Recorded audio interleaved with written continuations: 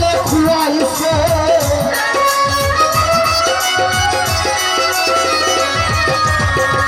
না বুঝিয়া সাধের জন্য অকালে খুয়াইছে রঙের বাউল রে ও রঙের বাউলা রে তার লাগিয়া এইভাবে আইছে রঙের বাউল রে ও আজিজ দেওয়ান রে তার লাগিয়া এইভাবে আইছে না বুঝিয়া সাধের জন্য অকালে খুয়াইছে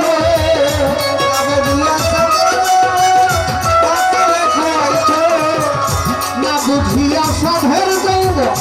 অকালে খুয়াইছে রঙের বাউল রে ও রঙের বাউলা রে তার লাগিয়া এইভাবে আইছে রঙের বাউল রে ও রঙের বাউলা রে তার লাগিয়া এইভাবে আইছে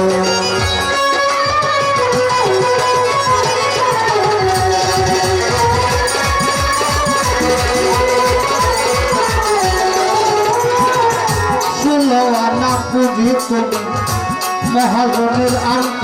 আরে শোনো না পুঁজি তুমি মহাজনের আন্ত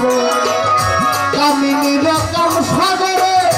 সকলি হারাইছে কামিনী রকম সাগরে সকলি হারাইছে কামিনী রকম সাগরে সকলি হারাইছে বাউল রে ও রঙে বাউলা রে তার লাগিয়া এইভাবে রঙের বাউল রে রঙের বাউল রে তার লাগিয়া এইভাবে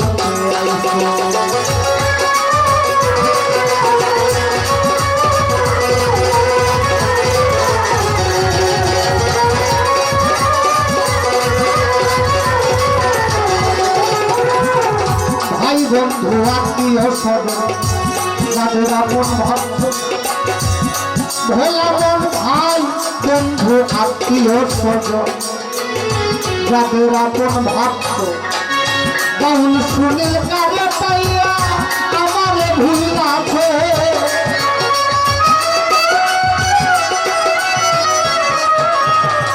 বাউল সুনীল কারে পাইয়া আমারে ভুলাছে রঙের বাউল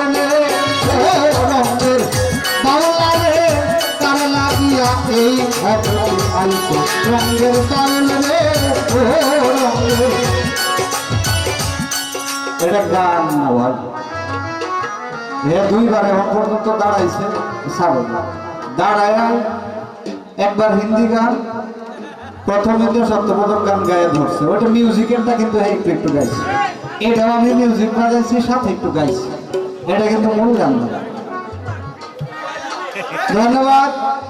হ্যাঁ একদম ছোট শুধু দুইটা কথা 2 মিনিট জাস্ট 2 মিনিট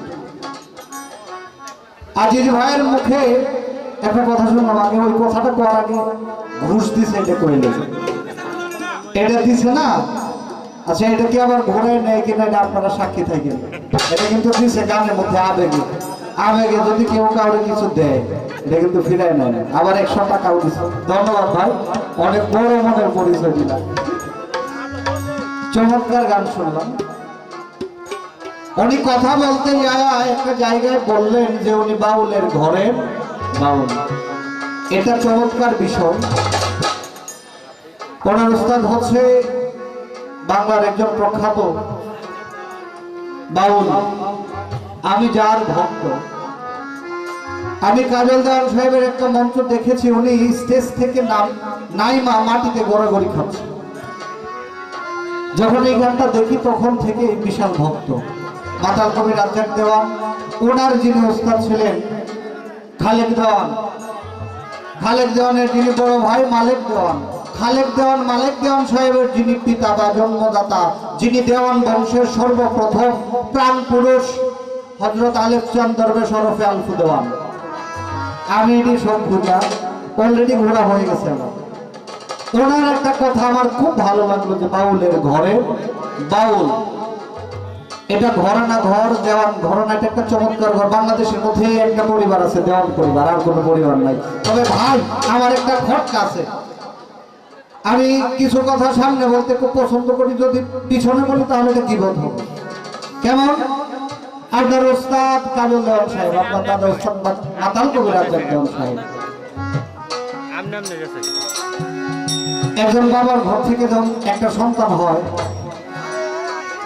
বাবার ঘটন ঘটন পাবে, এটাই স্বাভাবিক। মায়ের পায়, মামার পায়, খালার পায়, এটাই স্বাভাবিক। কিন্তু ভাই একটা বিষয় আমি খুঁজে পাইলাম না,